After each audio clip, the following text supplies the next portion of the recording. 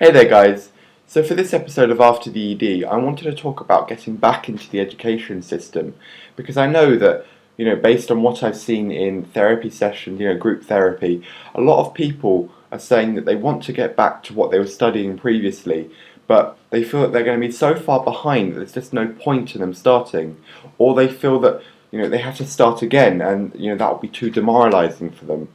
And of course, I was in the same boat as all of those people in both instances when I was going through my inpatient treatments. The first being when I was 14 and I just started my GCSEs.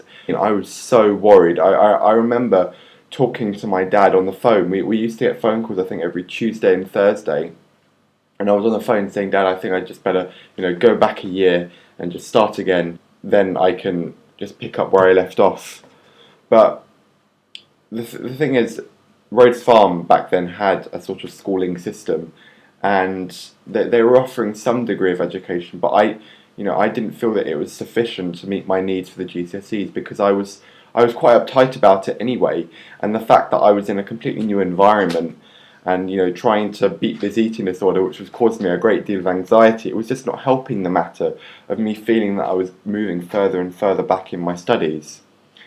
And then moving forward to last year, when I obviously had to leave medical school.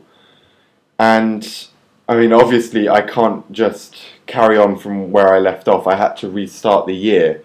But the thing is, I managed to do that. And I know that people who were in that inpatient unit, they came out and were essentially awestruck with what to do. That they didn't feel that they could go back to university, and to this day I haven't heard from two of them going back, and it's because they just feel so they felt so anxious about it.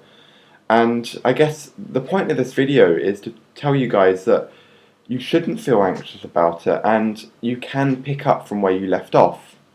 So now going back to when I was 14, I was saying that I was so anxious about falling so far behind in my GCSEs that I thought I should just restart the year.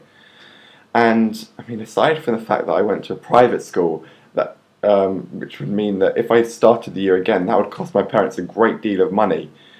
I just kind of there was a moment in the inpatient unit where it clicked that I needed to get better, and that was a key turning point in my recovery in general.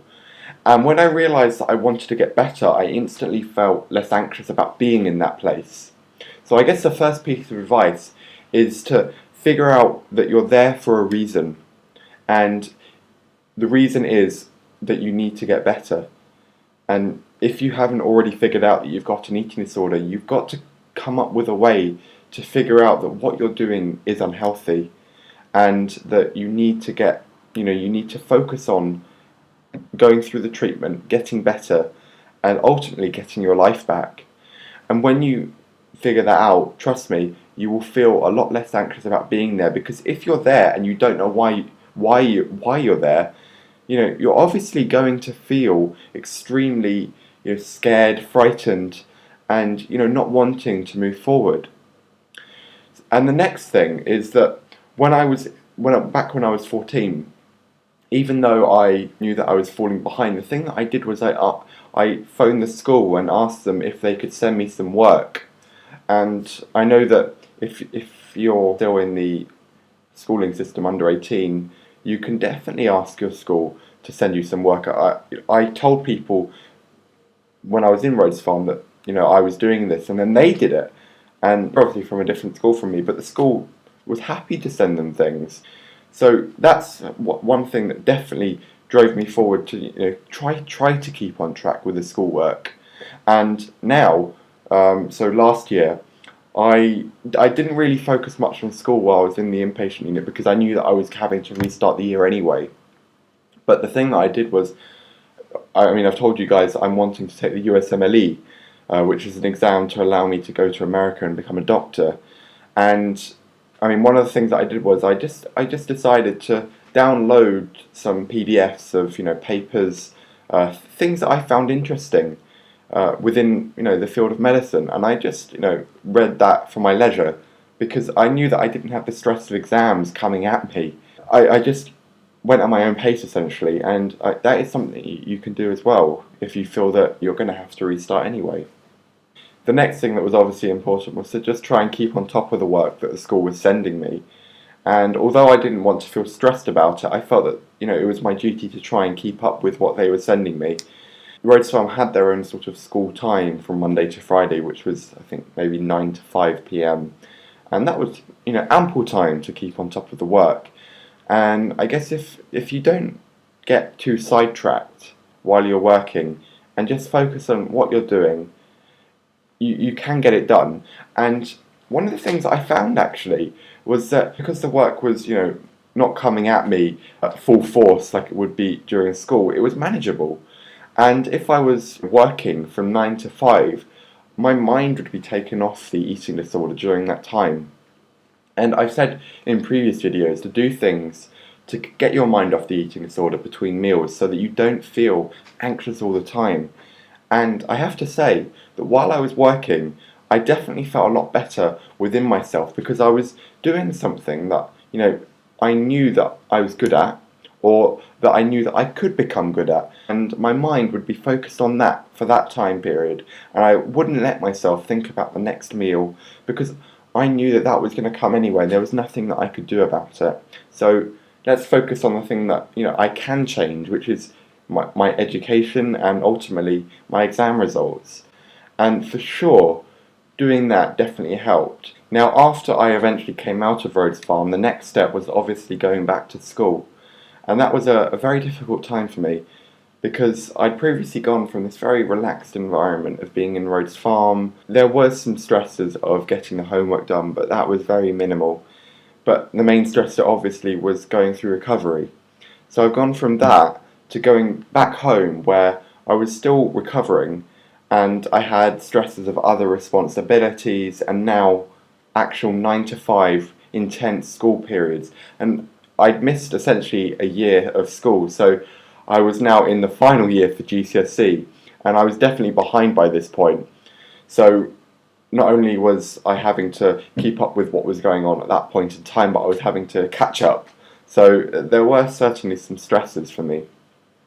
But one of the things that I did was I told my teachers when I was feeling stressed, and I asked them for their support. I even got some additional teaching time. I mean, although I came from a private school, I know that there are programs, extracurricular programs that exist in state schools where you can stay for extra periods of time and you can get additional support. So the advice I'm offering isn't just niche to private schools, for sure. You can definitely ask your teachers to provide you with additional support because ultimately their job is to ensure that your education is as good as it can be within that environment. So the other thing that I did was I also told my friends that I was struggling. It didn't have to be that I was struggling with schoolwork. It was I could be struggling with eating my lunch, and I asked them to sit with me so that I'd at least have someone to talk to while I was undergoing these challenges every day.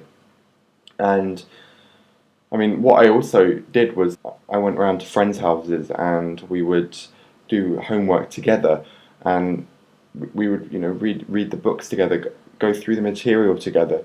It's this feeling that I wasn't alone in this thing that made me feel a lot better about myself, because usually actually the work wasn't too much for me to handle.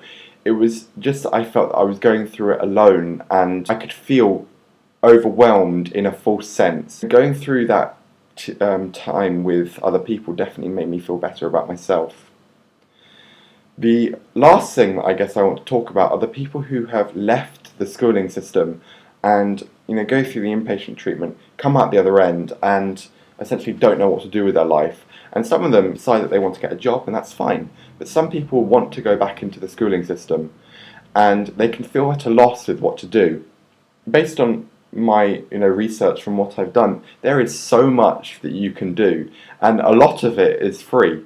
So I have a friend, I knew her back in Rhodes Farm days, and she was going in and out of treatment up until I think maybe 2-3 weeks ago.